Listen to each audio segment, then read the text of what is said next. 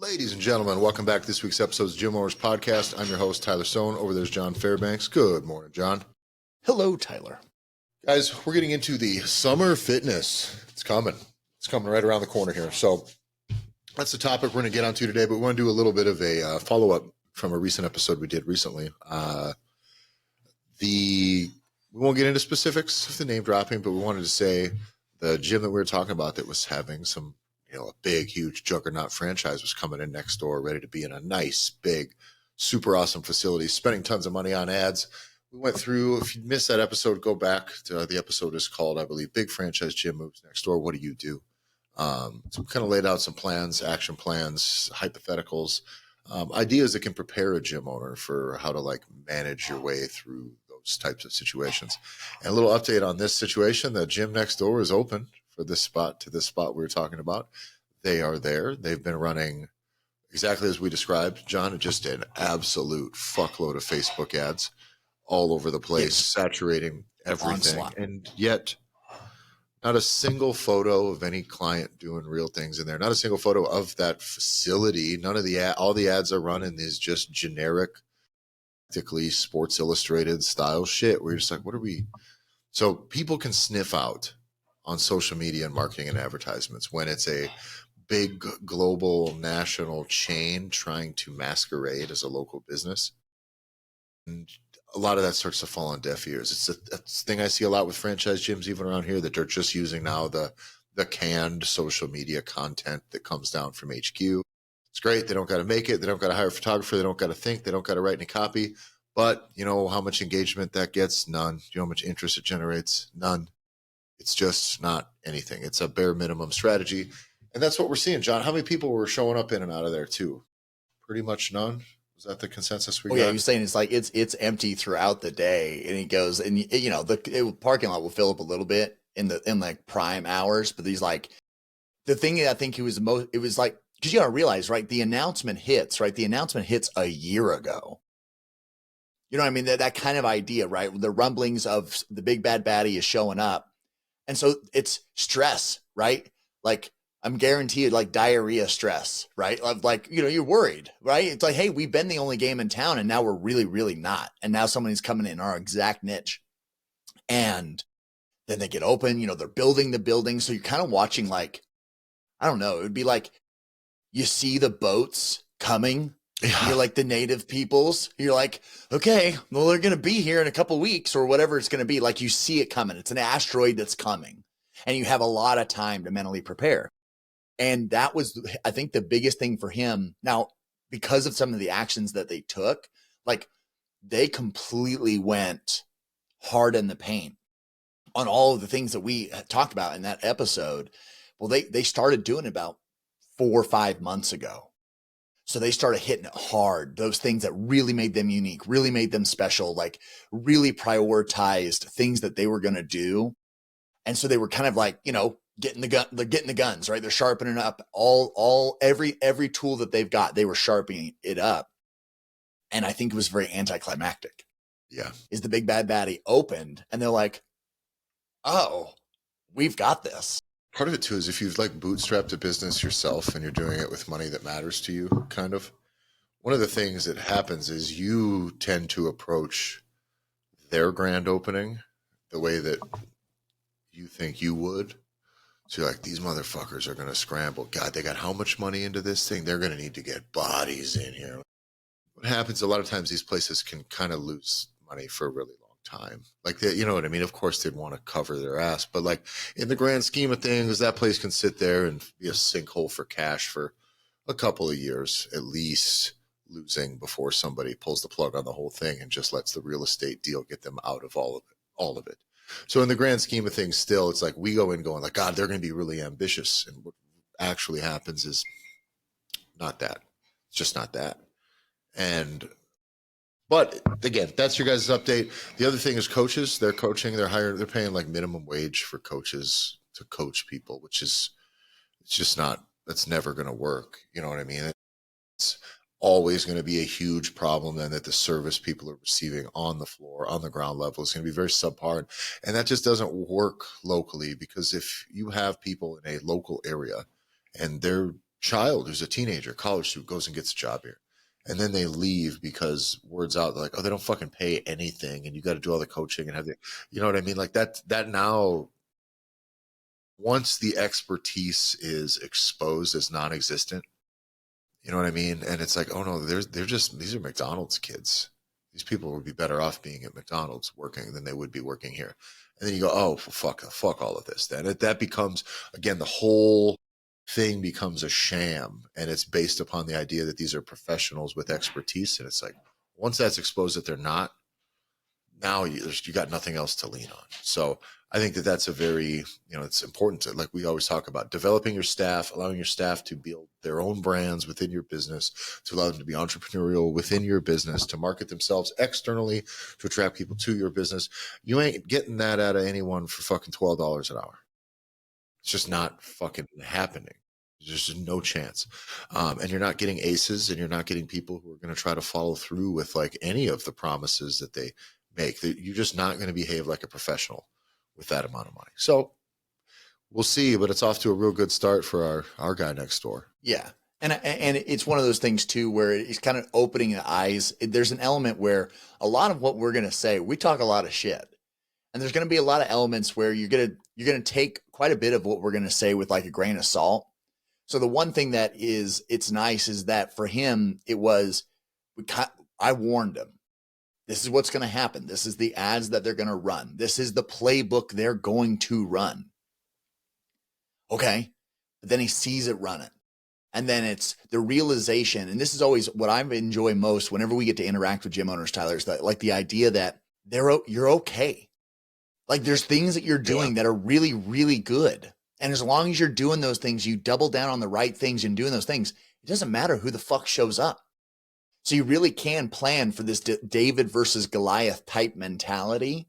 But just because of how you do and how much you care, and like you said, it's your money, it's what you are focused on, it's what you're passionate about, helping the people in your community. When you have franchises show up, they're not from there. They're not all about it, right? And they're just not about that life. The solution to a lot of your problems as a gym owner right now, if you're bootstrapping it and you're good at what you do as far as like coaching and getting results, the solution to what you're doing is money. Like a lot of your problems right now, money is the solution to a lot of those issues. God, I wish I could market more. I wish I could bring in more staff. And the fact is, just having the money doesn't fix that problem, though. It's creating so that your gym creates a system that generates that money, which now means like, okay, your sales systems, your offer stacks, like all of that stuff needs to generate more revenue so that you can really start to take these next steps. Simply having the money isn't actually the cure. But for those of you who are in this business and you've done it yourself with limited cash, like that is still a reality a lot. Where you're like, man, if I just had an extra 300 grand to fucking kick through to develop this thing for another couple of years, that'd be really, really sweet. But for these gyms that come in where the only thing that they have is money, it's not going to get them very far, because they don't have the things that you have, which you can't buy. That's the problem. And the worst part is they could buy some of it, and they're not. All of the money it takes to build a building, equip a gym, what they're spending in marketing, you don't have an extra couple $100 a day to put at your coaching staff to just pay them fucking reasonably. Like that's the difference. Like, then fuck off. Then, you know what I mean? You're giving that money to Facebook to run ads, soulless ads, versus giving that money to like really empower and equip a new career-focused coach and help them to develop a career. Like what a wasted investment. What are these Facebook ads getting you? Well, not much. Honestly, not a lot directly, especially earlier on. You're just getting saturation. But what does that money invested in a person get you? God, kind of a lot if it's the right person. These systems are not intuitive enough to find the right person. It's not. They can find a good manager, and everything else downstream from that is just going to be disposable staff. And what's the old adage, Tyler? Like, it's, if you really want to get at where like the fuckery is afoot, follow the money. Yeah. Like that premise, right? So if you really want to know what somebody's after, follow the money.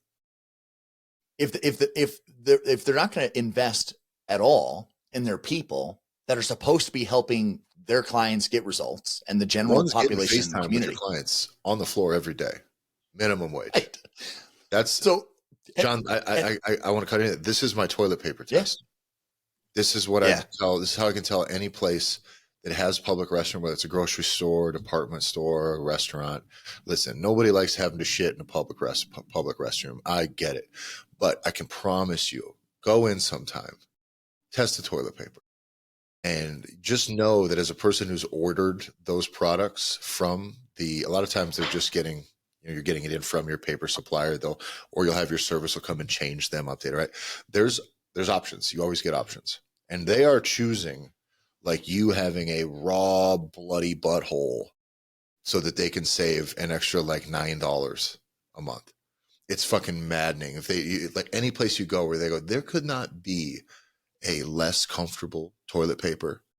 Know that they chose that. That wasn't forced upon them. They chose that, and they chose that to save a little bit of extra money. And when your gym does this and they're like higher minimum wage for coaches, go, oh, they don't give a fuck about you, about none of it. This is all now just a facade. That's it. And we're just trying to pretend to be the thing that we hope that you believe that we are. And it's just not real. I was talking to a colleague of mine. She goes, "Have you ever heard of rainbow curls?" And I go, "No." She goes, "Well, my son-in-law is also a personal trainer." And she goes, "And he's never heard of them either." And she goes, "And my elbow really hurts because fuck you, F45, because the F45 that I go to, the coach that runs the class keeps having us do these rainbow curls." And I'm like, "All right, well, show me what they are," because we're on a video call. So she talks about, like, I'm talking elbows away from the ribs, completely externally torqued way out, right? External, like way, way out. Yeah. And now we're curling in that motion with weights, like way outside, right? And we all know what she's trying to get at. But like, she's like, "Yeah, we were using like really heavy weight." And this is a little lady. Yeah. She's like, "We were using really heavy weights. And now, my elbow really hurts in that spot." And they're just told me like, there's like, just go harder. And I'm just like, the fact that and ultimately you don't have a coach who's like, "Well, just do a different kind of curl that doesn't hurt." What are we doing? Right. But it's something that simple. And as we were talking about, I was talking through like, no, the reason why, right? All the pain, obviously. And she goes, "I just feel like if I'm paying to have somebody be there, they're supposed to at least try and keep me from hurting myself. Like, I don't know what I'm doing. So I'm just doing whatever they tell me to do." And I'm like, yeah. And the problem is you get what you pay for. And you're not paying, you would have paid more money to have somebody keep you from getting hurt. And she goes, "Yeah, I would have." And I'm like, well, there's the lesson to be learned. What is a business, John? And just as a thought exercise, what are businesses that are out there, whether it's a specific business or line of work, where a big national juggernaut is really known for having like just really good fucking talent, that it's not actually just some simple product or process that they're executing, that it's like, no. These guys have like really good humans that are there that do this. I don't know what that is or what in any line of work it is. Chick-fil-A, yeah, kind of. Still the product, they might be process, that still is a standard, but they do that really well. In-N-Out kind of does that too. Yeah. Disney, Disney has some. Yeah. But again, that is a point where like the process, the system that they're executing, greatness on the human level is a part of that system. It's standardized all the way through. There's feedback based on it. That is what's the word? There's key performance indicators about that stuff, right? And that doesn't happen in a lot of other businesses though, for the most part. And most businesses that do really well, that make a lot of money, is they just work around the fact that like, no, we got morons here. We hire morons. We pay them as little as we can. And we just box them in with processes and systems that they can just execute. Put you in the narrowest window. And when French fries come in, you push button 1 and French fries go in the fryer. And you know what I mean? And that's it. You keep a person completely boxed in, which is fine. There's plenty of people that need that type of work. But in the fitness world, man, it's tough. That's a tough way to fucking be. I just don't think that works for anybody anywhere. I don't know what would I do? Listen, I think being really mediocre in coaching is a job for high school sports coaches. Not all of them. Sure. But like, fucking, that's kind of it. Honestly, go make your $1,500 a year. to, explore some weird little power dynamic you want to have that you're acting out on because you want people to respect you, and it's the only way you can do it is to force it. And that's the reality I think that I see. And a lot of this is like, those are people that should never be personal training people either. There are great high school coaches out there, and there are great high school systems, but John, the world as well as I do, is like 80% of them are, mediocre at best. And for the most part, it's actually just disinterested people that are not there for what they should be there for. And it sucks. Living out some fucked up dream. Oh yeah. Yeah. You got weirdos just living out little man syndrome. And now it's like, no, I'm in charge. And none of them, it's a whole fucking thing. So, but I think what you're driving at, Tyler, is it's investment, right? It's like the amount of time and effort and money it takes to invest to create those great people. That is what's missing, right? Like when we've had CrossFit talks, when we've had all these big conversations over the years, it's like, yeah, it's a lack of investment back into the people to get them where they need to be. Yeah. Yeah. And so I think that that's always going to be the thing that we can lean on, is the gyms that give a shit. I think that's important. I think that's always going to be able to insulate you from any of that other stuff. And it's good to see when the juggernauts come by what they underperform on. It's always the shit you do well. So, keep that up. Still, by the way, there are still plenty of things to learn from this as well, from the things that they do well. Most gym owners who do the caring part really well suck at fucking everything else. Man, does that suck. It's awful. And it's almost that they put no effort into it. It's like, listen, you care about whatever it is, but like now you're so bad at making people want to do business with you. How are you so bad at that when you care the most? And you do need to take a little bit of the, like, let me invest in fucking trying to improve at this. Let me invest in marketing. Let me at least put some of my time. If it's not all money, let me just put some time and learning and effort into getting better at getting people into this building, getting the price sales process better. Like work on that a little bit. Because these idiots that don't try are going to still outsell you. They may not out-retain you, and they may not deliver results at the level you are, but they're going to outsell you. And that's what sucks, is you're going to get outsold by somebody who's fucking worse than you at the thing that you do. Christ, man. Like, being the best should just come with it. Like, well, it's pretty easy. So let people know that you're the best, and let them know why. How do you get that messaging out there? And I think that's the thing next. That becomes like the next phase for these guys, which is like, okay, we know we're better now. Like, we really, really, really know. Now, like, we just maintain this gap, and you're good. So, and to also to highlight like the difference, to truly understand how like these folks that are playing these larger franchises, these larger entities are truly playing a different game than you are or I are or anyone that's opening up and it's their spot, it's their baby. I was traveling over the last couple of weeks, and I went to a spot where there was no like mom and pop gym, not even a CrossFit box for me to drop into, like this little stretch of like 10 miles. And the only place that was available was an LA Fitness. So it's been a hot minute since I've been inside of an LA Fitness. So I was like, all right, I went to the website or whatever to figure out what's the drop-in rate for me to go in for that day and use the facility. Sauna is huge, massive, like 10,000 plus square feet, like it's huge facility or whatever. And there was no drop-in rate. I could just go for free. So like, I want you to fully, like, again, so let me contrast this to another larger chain. When I was in Missouri, I dropped in, the drop-in rate was $50 for the day. And it was it was really, really nice. Like, it was a place that was like goddamn Disneyland. I could be there all day if I wanted to be there, kind of a thing. And I happily paid the $50. But for everybody to understand, so that was one franchise. Now you got LA Fitness, which is massive, right? No. It was just, you just go for 3 days for free. I didn't have to do anything. I just signed up the thing. They gave me the code. I walked in, scanned the thing. The dude took my photo and then was like, all right, have a good time.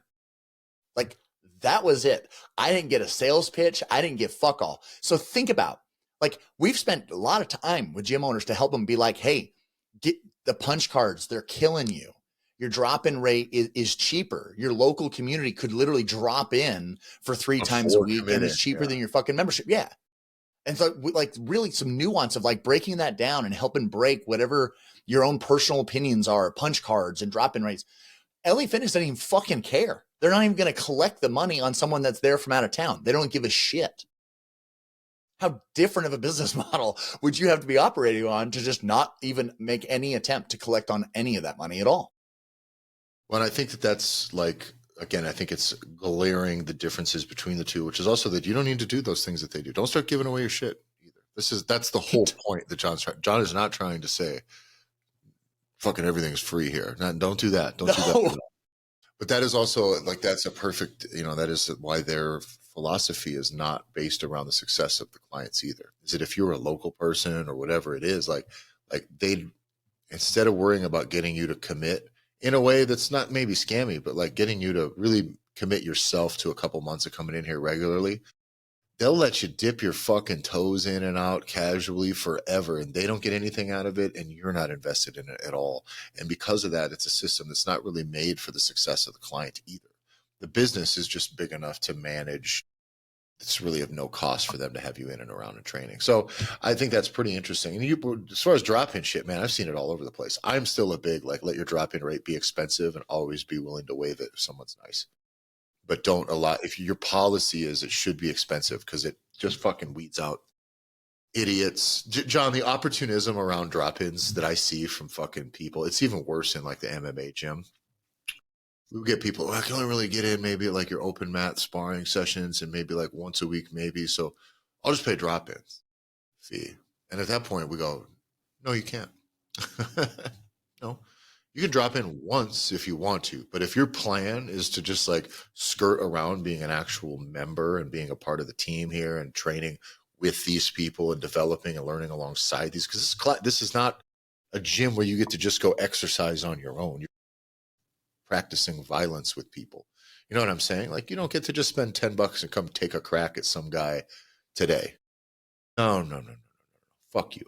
So we made it more and more and more and more and more expensive, because it's like, I don't want you to drop in. And by the way, if someone is a drop in from out of town, we always waive it.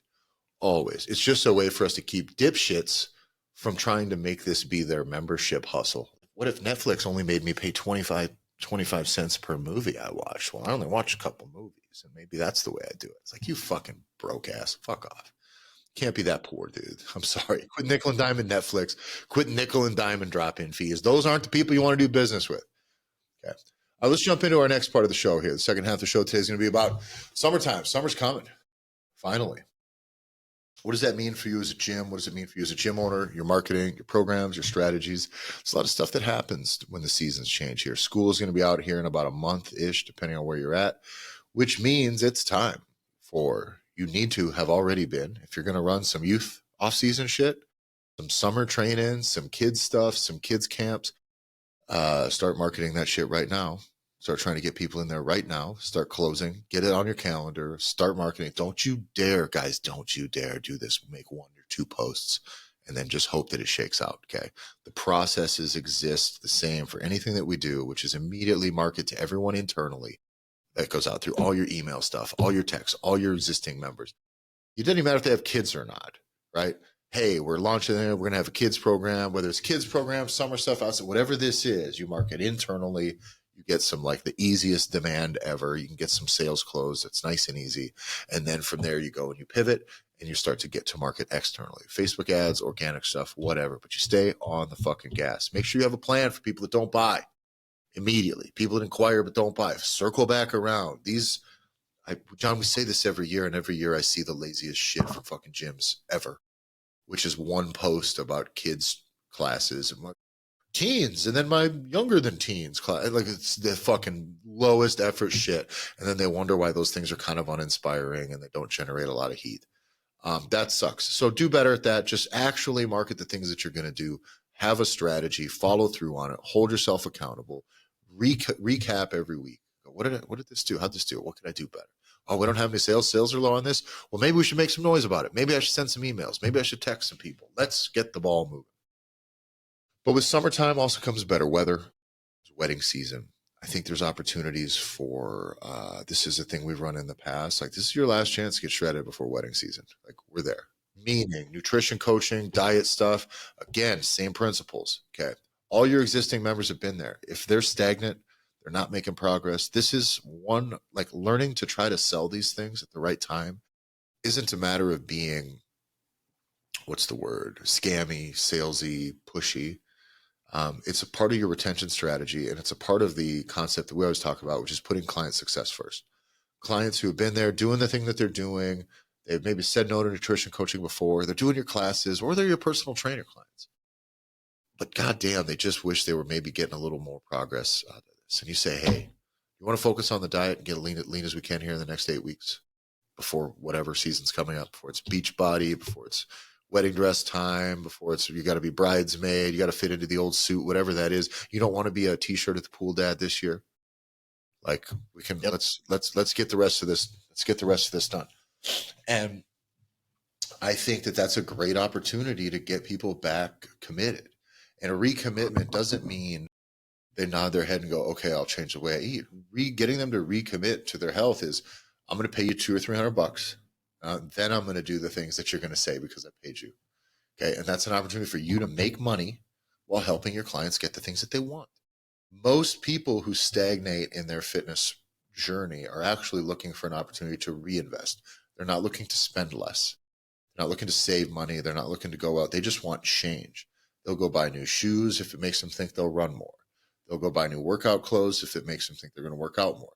They'll buy supplements because fuck it, I just keep putting change in the I'm doing this shit bucket, and hopefully it fills up.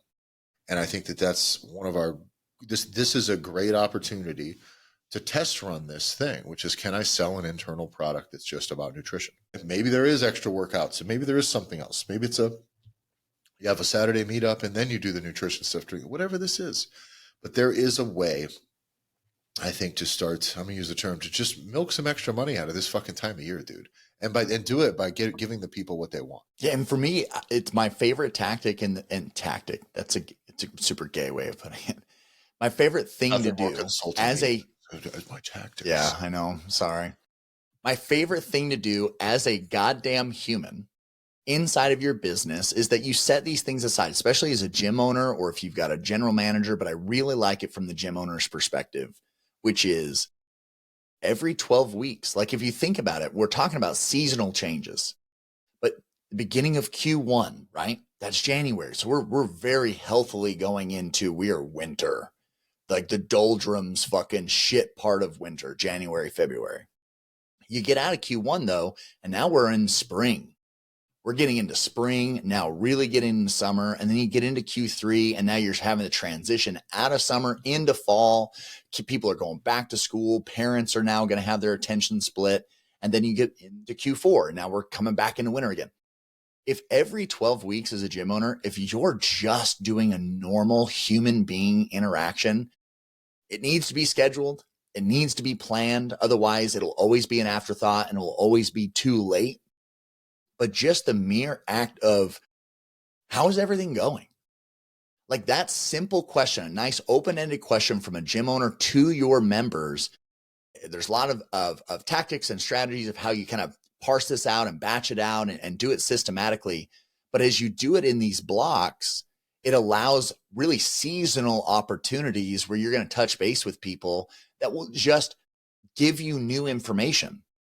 You should be talking to these people all the time, but if you really make this part of your overall strategy of communicating with your internal people, they'll give you information because they like you, they're staying. So they want to do more. They want to do more business with you. And as shit changes and as seasons go and come, the reality is that they're going to have a new focus. So that's where it's always was crazy to me. Any idea of being like, well, you know, we just haven't had a lot of success selling nutrition or talking to people about those types of things. And they, one, don't talk to them, or they talk to them about one time 6 years ago when somebody walked into the gym. Yeah. It's like, dude, you're leaving so much money on the table. And now you have reasons to make contact with people. This is one of the things I talked about for, whether it's for marketing, whether it's for podcasters, content creation, whatever it is like, are you doing anything interesting? Because then you can talk about it and then you can make content about it. So the idea of like the reason I think barbecues are great if you're a gym, community little grill out thing, that's wonderful. It's probably a bit overused because a lot of gyms is the only tool they have at their disposal, which kind of sucks when that's the only thing you're doing. But even then, having one gives you an excuse to message everyone, email everybody, say we're having this thing. And then you have follow-up and conversations. And I think that that's important. The idea of now, though, we have with summertime, there's so much more that you can do. And it doesn't have to always be for everybody. Okay. Go swim. Go fucking for a run. Let's get together and go for a run. Let's do an outdoor workout today out back at the track where we're going to carry and throw and do some let's have class that's out here this time. It was one of my favorite things to do when the weather would get nice. It's like, no, our Saturday class, we're doing it at the track. And I'd haul equipment and shit out there too, but we'd just be out in the sun doing it. And it was really, really nice. But it's an excuse to get some correspondence going. It's an excuse for people to post. Your clients can then be posting about things that they're doing. If you actually take some photography while you're there, right? You're doing things that make your gym look like it's not just the gym using somebody else's social media formula and somebody else's social media content, slapping shit on it and running ads and saturating the market. It looks like, wow, this gym took their members outside and they look like they're having a lot of fun, and man, they look fit, fun in the sun, and oh, they still also lift weights. Cool. And it allows your gym to look like it's more than what people's initial impression of it is, which opens the door to your gym just being more interesting and better and more intriguing, and starts to spark a little bit of curiosity about what really this thing is. And that, again, because that makes your gym look like it has a wider offering, which it does by doing more interesting things, you're allowed to catch a little more of somebody's lifetime fitness journey. So wherever somebody's at, they go, God, I like the idea of a gym, but I just don't want to be stuck and doing all this stuff. And it's nice. Maybe I'll just be a runner this summer. Well, you know how that always fucking goes. They go, oh, this gym, they do go for runs on Sunday, and they do an outdoor workout, once a week or when the weather's nice. And they have like a bicycling thing they get to get. So that looks like I could get outside and do some gym. All of a sudden, your thing is more approachable to somebody whose vision of lifting weights is just like guys that look like me, who are just like over tanned, fucking like with short sleeves, fucking doing curls in the gym all the time. This now goes, oh, this actually looks more like an active thing. It allows your gym to have such a diverse offering that I think you're going to catch a lot more people's interest. And Christ, talk about a way to shake things up for your people that are already there. You get tired, they get stagnant. So give them something interesting. Not all these things are going to be home runs either. So just do something. Just do something different. Sometimes not a ton of people are going to show up. Sometimes you'll get a bunch. Sometimes people will love it. Sometimes they'll hate it. You'll change it every time, every year. You'll keep making it better and better and better. Go out and have your gym go run a 5K enter a team in a local community fun run. Go just do something like that. Be present in your community. Get your ass outdoors, because man, the getting is good. Right now, the getting is really good when the weather's nice. And when it's not, I don't know where you guys are from, but people get fucking stir crazy, really stir crazy. So when the weather's nice, you have lots of excuses. There's lots of things to do. Whether there's doubt, like there's reasons now to get your people out to support other things. Whether there's a street dance concert thing, you know what you can do? Search all your members. Say, hey guys, let's meet up at the gym and walk over there. Whatever. You can leave your coats and cars at the gym. We park there. Let's kind of go. We can go there as a group, kind of support the stuff. Wear your gear if you want to, or don't, whatever. And so it's kind of a way to just now you can move your people around and in your community like as one cohesive unit. It's the same thing we talked about for supporting fundraising and charitable stuff like this. This is just a way for you to, what's the word?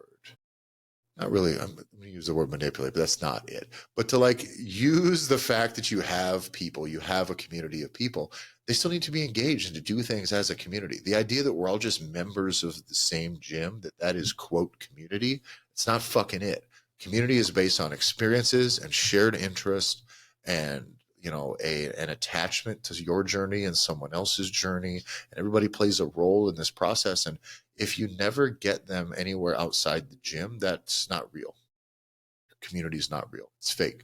You're like, no, I am never endeared to somebody because they go to the same coffee place I do. Never. We don't have a community. Oh. I'm not in your community. I get coffee here. I buy groceries over there. Okay, well, I'm not a part of we're not a community because you also go there. That's not it. And there's lots of gyms that like to think they have a community, and it really isn't. You'll have 4 weirdos that are super into your stuff, and then everybody else just goes there and wishes they would leave them alone. But when you have topics, right? When you have events or camps. No, that's it's true. real. You And have that's a to, good way to look at it. community is something you build, it's something you do, it's something you engage in Yeah. regularly. And one of the Mobilized. best things I saw about this was somebody, I don't know if it was a fitness thing or something else, but it was like being inconvenienced is actually like one of the major trade-offs for being like an actual member of a community. Like being like minorly inconvenienced, like having to go do a thing that you, oh, God damn, that's actually part of it. Like having people around in a circle. That's just the reality. Sometimes you got to go to a family dinner that you don't maybe want to go to, and it's just a thing. We got to go. But that's like those minor inconveniences. That's how you know you have an actual community. It's not all like we're fucking skydiving, and then it's not all that. Sometimes it's like, oh, the mom of a good guy I trained with's got fucking cancer, and anyway, we do a little fundraising thing at the gym, and then we're all going to kind of go out, and it'll be kind of a nice thing. But I don't know the guy that. But it all turns into that. Like it is more that. I promise, it's more that than it is just having a riot all the fucking time. But that's how you know it's real. At some point, there's some sense of like a little bit of obligate. Like I should go do this, and some people feel like they should, and they do enjoy it, but they're doing it because it's the right thing to. Community, there is obligation in community. It's not all, you don't get to just take the joy out of it. That's, you know what I mean? And even for the other people that are there, it's not just this place where it all fucking rules. It's not the reality of it. No, because you're busy with your own shit. So the idea of like the coffee shop and the grocery store is a really good way to think about it, where it's like, yeah, we all make transactions at this place. But what really endears you to other people is not, it's always like not doing that specific thing. Yes. It's like now going to do something unique or different. It could be so simple as like, we're just going to go get drinks or we're going to go hang out. Like, it's the sheer fact of we work out all the time. Yes, we know that is going to be something, but there's more to allowing, like this idea of like tribe building is you got to go be mobilized to go do something else. And I do like the idea of feeling obligated, because definitely as a gym owner, you're going to feel this where it's like, dude, I already fucking live here. Yep. So the last thing that I probably genuinely want to do is tell my spouse or tell whoever, or even for me, if I'm running this single, is that, yeah, I want to go burn more of my time to go hang out, to go do a thing on a fucking Saturday night or whatever. And a lot of times you can get stuck in that rut. And that's why I've always liked, Dylan out of Springfield. One of the things that they did, and they did really well, is like he wanted to go to a hockey game. So because he wanted to go to the hockey game, he just was like, we're doing a hockey night. We're going to the game. This is where we're sitting. If anyone else wants to go, then come with us. And I really like that idea of like, hey, family man, he's got kids, he's running the gyms, doing all these other fucking things. And instead it's going to be, I want to pick another thing that ends up being labor intensive for my family to now be stretched even further, or had dad be gone again or whatever. It's like, no. We're going to kill two birds with one stone. I want to go see this concert in the park. I want to go get drinks before. So guess what? I like you people. I let you be members at my spot. Come with me. We're going to go get drinks here. We're going to go see the concert here, and fucking leave whenever you want, or don't come. I don't care, because I'm going to be there. I really like that. Yeah, and I think that now, if you extrapolate that out now to where if you have an actual community, you have coaches with other interests, and you have people who you're developing other leaders who want to do a thing with other people. I think that now you have coaches that have their own interests. They can take the lead on some of these things. Like, what do you want to do? Do you want to take an event this weekend? Where do you want to go? Do you want to do something? I don't care if we want to play. Let's just go to the beach and play volleyball. Fucking whatever. But have something. It doesn't have to be every weekend, but I think that this is the time to figure that out and to do it. And it doesn't matter if it's too much, if it's too often. I don't think, as long as you're willing to do it, some people will show up. Don't be over repetitive. But I think this is the time. The problem is these things get done by the seat of our pants a lot. And I think a little bit of planning goes a long way. And especially now when we talk about doing this, using this as a tool for getting new people. Okay. Meaning always bring a friend to any one of these things. Always allow people to bring a friend. You can have some members only shit if you want to, but it's really nice if they feel like they can bring a friend along, someone who they'd like to have with, because then you start to expose people to your system, much like LA Fitness is going to let you wander around there for free and decide if you like it or not. right? Well, you're already in there. You're already training. You know it's nearby. You've made the drive, right? So if you do end up being there, you're like, oh, well, this is pretty easy. This is just the spot. Getting people there, familiar with, friendly with the other people, kind of disarms all that other shit. So it's a great way to start to get people in, warming them up to actually get sold. And if not, it's just a way for your people to be more comfortable while they're there, right? Trust me, if I got to go to some stuff solo, it's like, man, I'd like to bring somebody with so that I'm not just victim to the circumstance of the room around me, you know. But guys, that's all we got for today. We got to get going. I got to run and go do some coaching. Thanks a lot for listening, everybody. It's summertime. Get your ass outdoor, do some stuff, have some fun, open up the playbook a little bit, but like be active. Don't just be an in the gym weirdo. For you as a gym owner, for you as a coach, for you and as your clients, like that's a thing. Like fitness for fitness' sake is not that fucking cool, dude. It's not. Like it's just not. So it's cool to go in and do fitness and exercise. It's great. Get your ass out of the fucking gym. There's a whole nother world out there. So go do some fun stuff. Go use your fitness and enjoy your fitness. Enjoy the town around you. We are in the business of building communities, having an impact on the people in our town, in our local area. So be present, for Christ's sake. I don't know, like, I shouldn't have to say this, God but damn you it. would not believe how many just socially uninteresting gym owners and coaches out there that never leave the cave. So thanks a lot for listening, everybody. Make sure you follow the show at the Gym Owners Podcast on Instagram, at the Gym Owners Podcast on X. Follow me at Tyler F. Stone. That's Tyler EFFIN Stone on Instagram. And John? You can follow me at JBanksFL. Thanks a lot for listening, and we'll see you next week.